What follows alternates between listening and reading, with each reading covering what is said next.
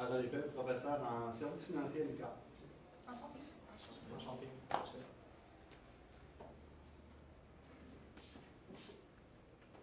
On dit souvent que les jeunes adultes, les jeunes professionnels, sont un peu comme des grands adolescents. Ils ne vivent que dans le moment présent, sans souci pour le futur. C'est vrai qu'à travers les années, les valeurs plus matérialistes ont laissé place à un désir de vivre des expériences qui ont plus de sens, comme par exemple voyager. Comme une photo Polaroid, on croit que Group Investors a le potentiel de faire partie des instants qui comptent vraiment dans la vie des clients et de rester pour toujours dans le cœur des consommateurs. C'est pour cette raison que notre équipe, Gabriel, Audrey et moi-même Étienne, nous sommes penchés sur votre situation. Si vous désirez que vos consommateurs, que vos clients et vos prospects n'aient des yeux que sur vous, vous devez garder un œil sur la compétition. Le marché des services financiers, parlons-en. Une crise de confiance. Ça étonne personne. Depuis plusieurs années, le public a perdu un petit peu confiance envers les institutions financières dont l'industrie dont vous faites partie. Cette crise de confiance-là, ça mine la relation client dès le départ, puisque la plupart des clients voient dans vos entreprises une certaine part d'opportunisme et la bienveillance n'est plus aux yeux de beaucoup de consommateurs. Les Big Five, ce sont les grandes entreprises, les grandes banques du pays. De plus en plus de banques, comme par exemple Desjardins TD, misent sur la relation client, une relation client qui est très forte.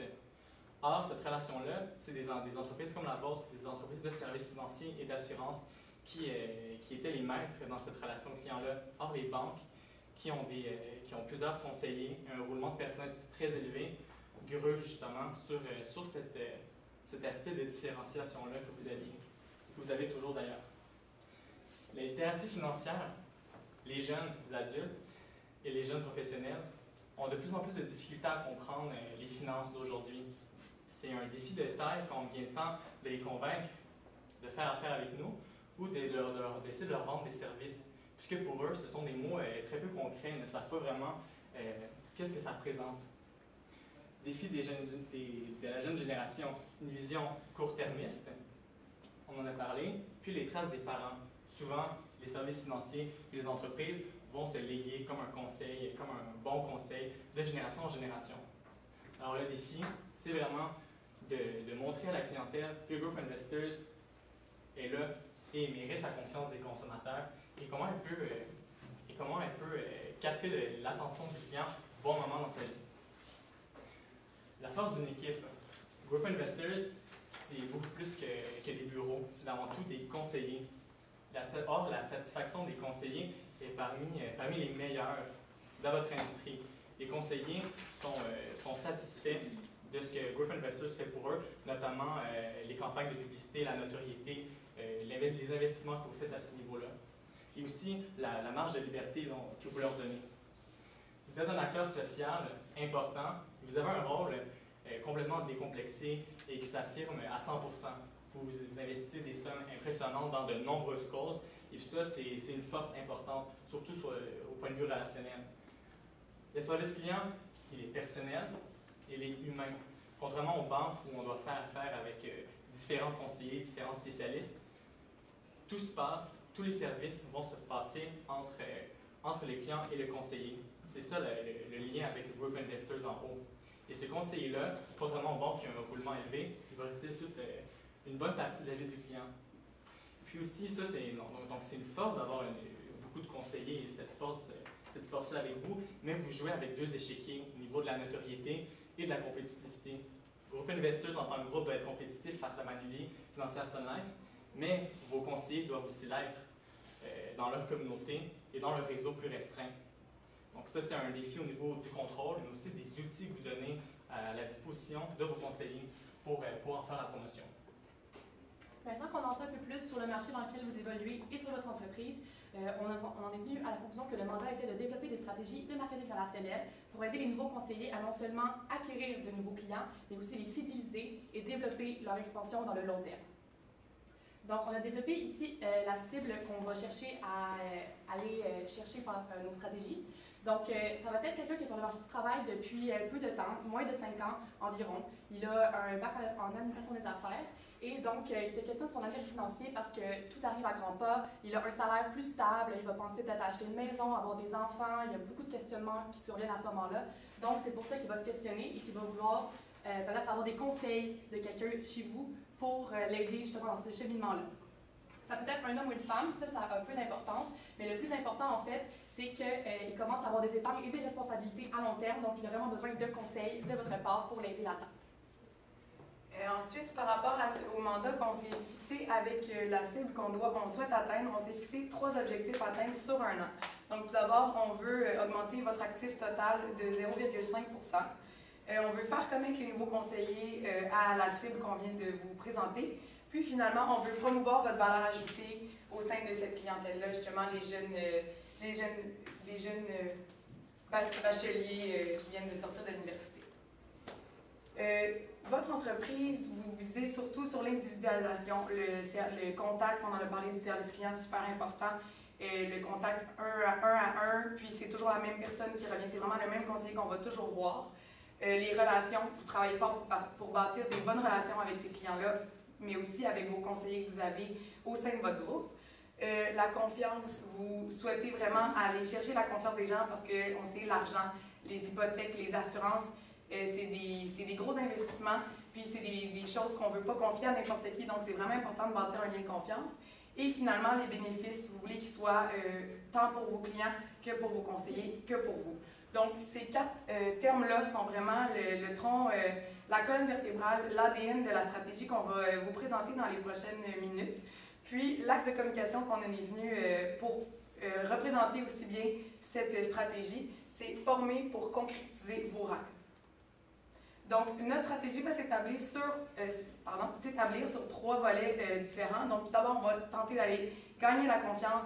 En fait, on va aider les conseillers à aller gagner la confiance de la clientèle. Ensuite, on va aller s'engager, on va montrer aux conseillers comment aller s'engager avec cette clientèle-là et finalement, comment collaborer avec eux pour que les bénéfices soient, comme on l'a dit un peu plus tôt, tant pour eux que pour Group Investors, que pour les clients. Et plutôt d'abord par la confiance. Comment on brise justement cette glace qui est si épaisse entre un conseiller fraîchement sorti, fraîchement formé, qui n'a pas nécessairement un grand bassin de clientèle. Mais comment briser cette confiance-là? C'est en montrant au client que l'entreprise, que le conseiller a des valeurs partagées avec lui. Et aussi, il faut se faire connaître, il faut se faire voir. Comment est-ce qu'on fait ça? Premièrement, avec un kiosque qui serait annuel, dans des endroits stratégiques, dans 3 grandes villes du Canada, à Toronto, Montréal et Vancouver. On ciblerait des endroits tels que la place Ville-Marie, en gros, il y a un fort achalandage, mais sans non plus que ce soit une situation délicate, comme par exemple la place des Jardins, puisque c'est un de vos compétiteurs. Et donc, c'est à la rencontre directement de votre clientèle.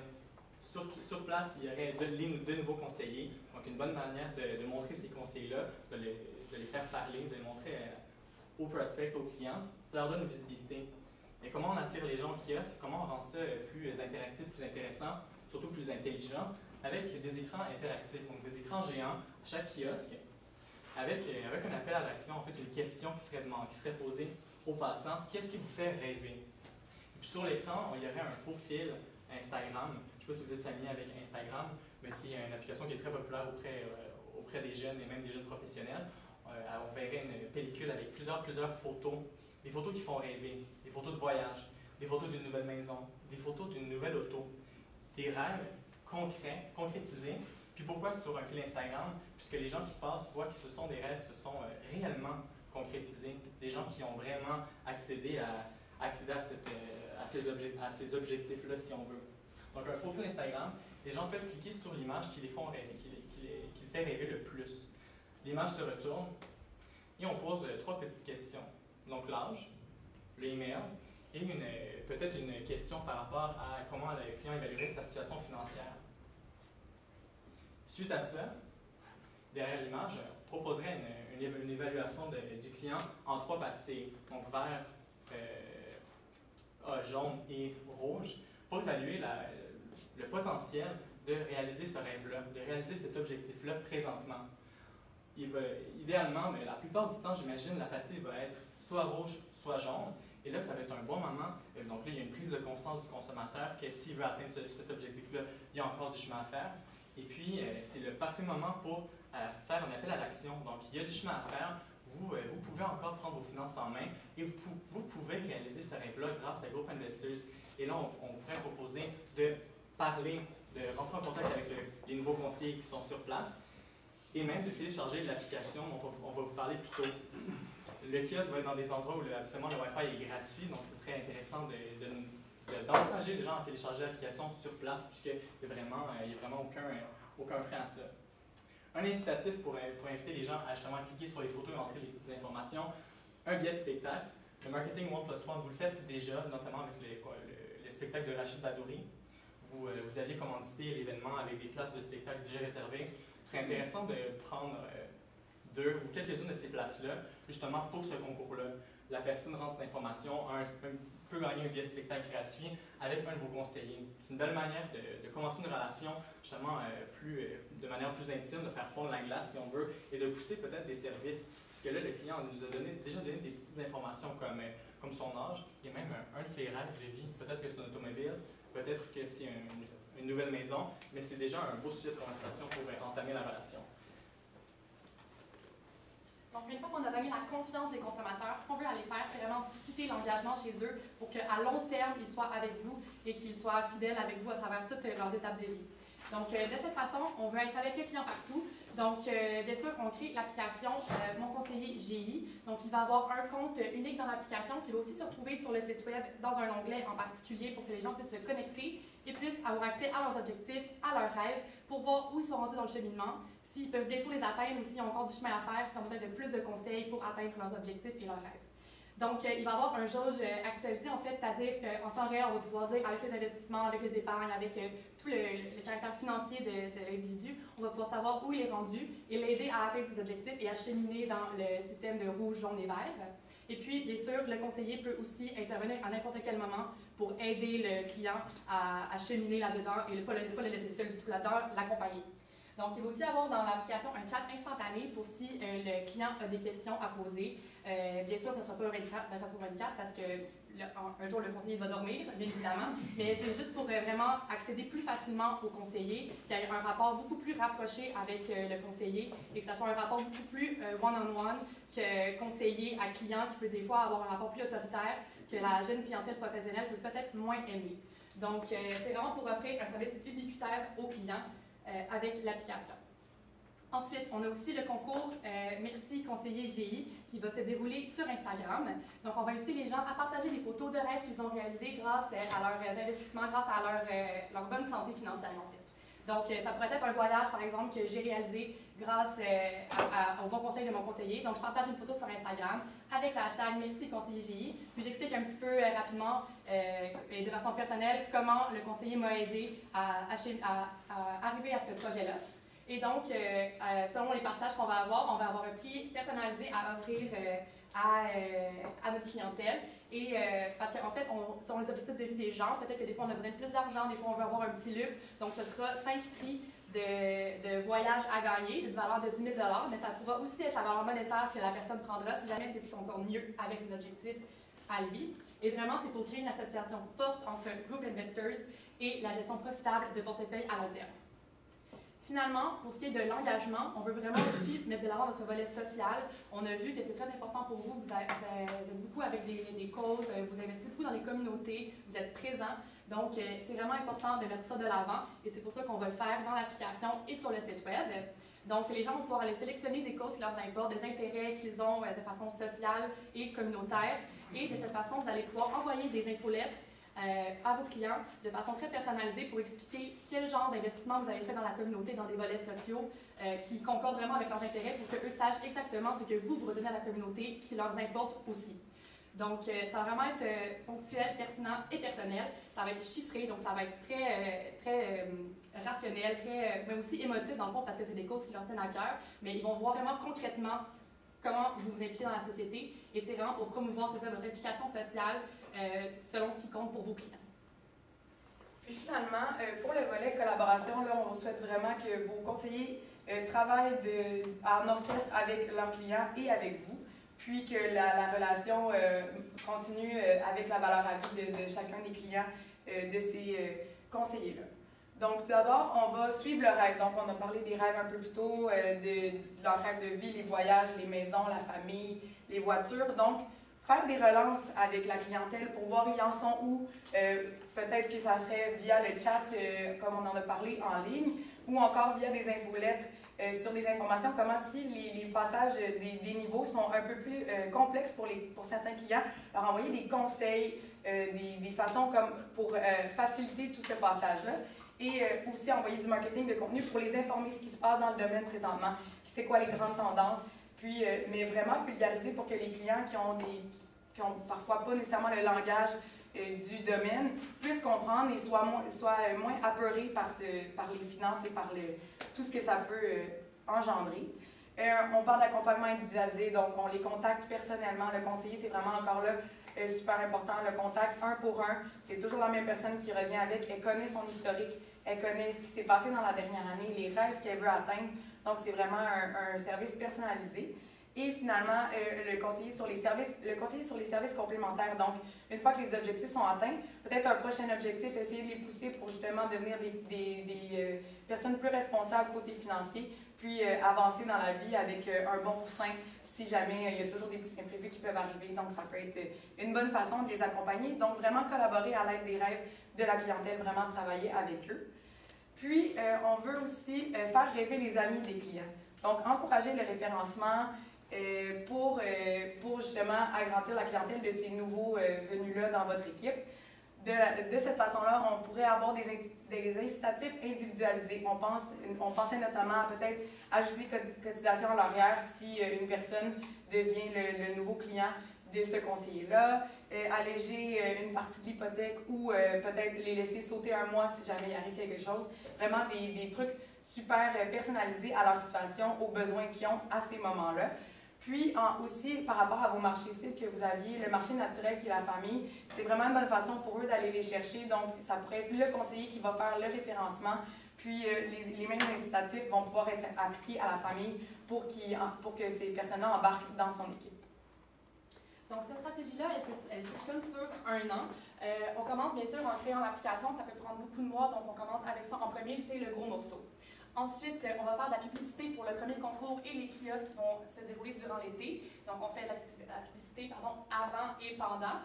Ensuite, on a l'événement qui se produit à la rentrée scolaire, quand il y a beaucoup de gens qui sont au centre-ville des grandes villes comme Montréal, Toronto et Vancouver, qui sont des endroits qu'on cible en ce moment. Donc, il y a beaucoup d'achalandage, beaucoup de gens qui vont être présents, il fait beau, donc on veut sortir dehors, on va passer par la place du Marie ou par le kiosque. Donc, on va avoir envie d'interagir quand il fait beau, c'est pas plus de fun d'interagir avec les gens. Donc, voilà pour l'événement. Lors de l'événement, on fait le premier concours qui va s'échelonner aussi ensuite sur le web parce qu'on veut non seulement aller chercher localement à Montréal, Toronto et Vancouver plus de clientèle, mais aussi à travers tout le Canada. Donc, c'est pour ça qu'on s'échelonne aussi sur le web pour que tout le monde ait accès aussi à ces concours-là. Ensuite, on fait le deuxième concours. On fait le marketing de contenu aussi par la suite, puis le volet social, c'est tout au long de l'année. Pour ce qui est du budget, ça s'échelonne aussi en grosses étapes, comme l'événement qui va s'échelonner sur 41 000 $. On va faire de la publicité pour tout ça parce que c'est vraiment important que les gens sachent que ça existe. On veut que les gens viennent au concours, viennent au kiosque et participent au concours. Donc, on met un bon montant pour ça aussi. Les concours, bien sûr, on a des prix à donner. Donc, ça rentre aussi dans le budget. Pour l'application également. Et finalement, le marketing de contenu, ce qui nous donne un budget de 2 97 400 $. Mais le plus important là-dedans, c'est qu'on vous rapporte des revenus. On vous l'a mentionné au début, c'est un objectif pour nous de vous rapporter plus de revenus avec plus de clientèle également, ça va de soi. Donc, tout ça, le plus important de se rappeler, c'est que pour chaque dollar investi, vous recevez 1,40 $. Donc, vous faites vraiment un retour sur votre investissement qui est considérable.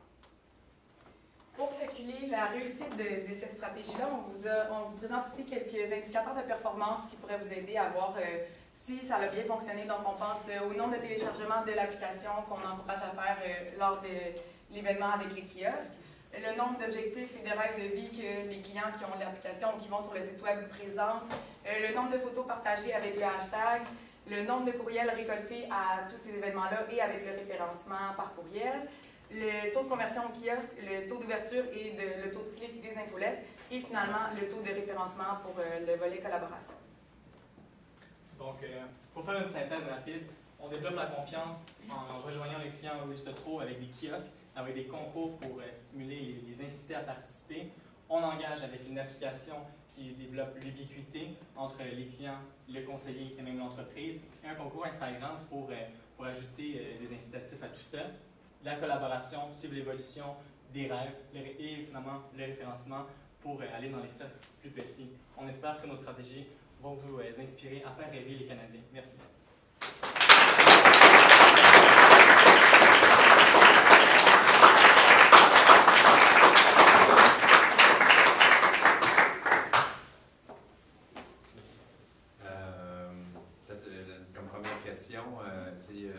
Juste pour résumer un petit peu, selon vous, c'est quoi les deux priorités qu'un client serait tenté à rechercher dans le secteur des services financiers ou dans un modèle comme le nôtre?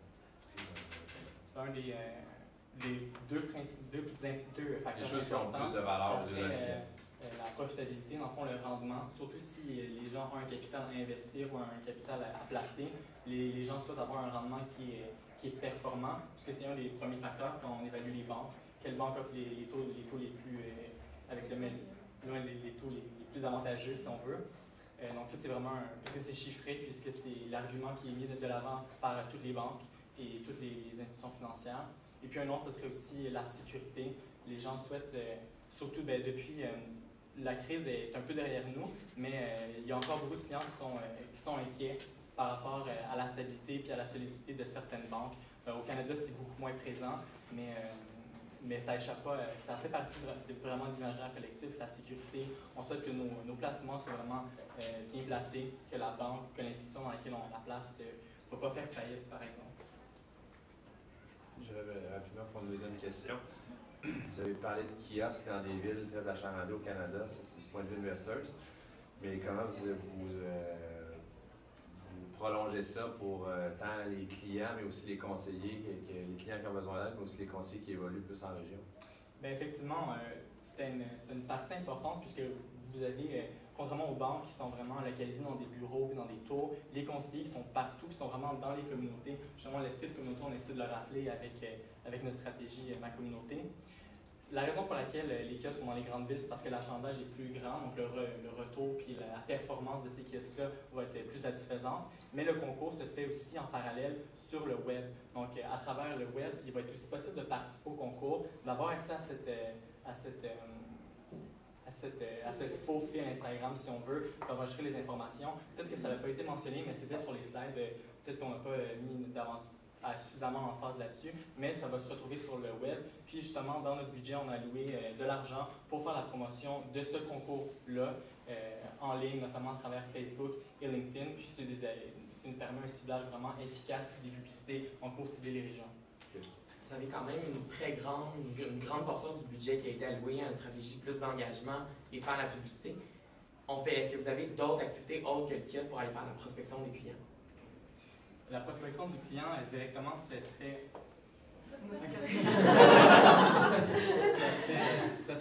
d'une part avec les kiosques. C'est difficile de faire sortir tous les conseillers, justement, puisqu'ils c'est pas très centralisé. Les conseillers sont partout. Donc, les kiosques, c'était une manière de les faire rencontrer les clients de personne en personne. Mais sinon, plusieurs de nos stratégies avaient des déclinaisons sur le web, sur les réseaux sociaux, avec un certain potentiel de viralité. C'est difficile à prévoir, mais notamment lorsqu'il y a un concours puis lorsqu'il y a un incitatif, souvent, le potentiel viral est augmenté, puis le débordement, si on veut, de la campagne à de nouvelles cibles est plus probable. Si je peux ajouter aussi avec le référencement, on va chercher des gens qu'on n'aurait peut-être pas nécessairement ciblés, puis avec l'expérience client des personnes aussi, des gens qui ont investi déjà à un endroit, puis finalement, leur ami a tellement une belle expérience avec Group Investors qu'ils vont décider de changer d'institution. Ou encore avec les réseaux sociaux, les LinkedIn, les groupes et tout ça, ça vient vraiment toucher un bassin large de personnes. Donc, c'est vraiment, on essaie de toucher un peu à tout selon ces stratégies. Par rapport à votre application, notre travail à nous, c'est de comprendre le client, leur poser les bonnes questions, puis de comprendre leurs besoins pour les aider à réaliser leurs objectifs. Faire un petit système rouge, jaune, vert sur une application, je ne trouve pas ça un petit peu simpliste, puis peut-être ça enlève de la valeur à notre travail. Simpliste, mais qui s'adresse à la clientèle, parce que oui, c'est beaucoup plus complexe que ça, et le conseiller conseiller, lui, comprend toute la complexité derrière ça, mais le client en tant que tel, il ne comprend pas nécessairement à quel point c'est complexe. Donc, de le simplifier pour lui, ça peut, après ça, aider le conseiller à poser les bonnes questions. C'est sûr que lui, c'est un jauge qui est très simple, comme vous dites, mais ça peut l'aider à poser les bonnes questions, ça peut aider le client à mieux comprendre et à peut-être lui aussi poser les meilleures questions. Donc, je trouve qu'en général, ça peut vraiment juste aider le conseiller à mieux comprendre son client et le client à ne pas sentir qu'il ne comprend pas le processus financier en général. Conscientiser le client de sa situation. Exactement. Okay. Je suis pas sûr qu'on va avoir le temps. Il reste encore bien du temps pour une question? Ou... 10 secondes. On va voir la question. On a dit commencer lundi matin, vous faites quoi en tant que conseiller? C'était ça ma question que je voulais poser. T'sais, lundi matin, vous commencez, on n'a pas le temps de répondre. Qu'est-ce que vous faites vraiment votre mandat en tant que conseiller? Qu'est-ce que vous recommandez? En tant que conseiller de... Financier du groupe Investus. Mais là, c'est fini. Ouais, c'est ça.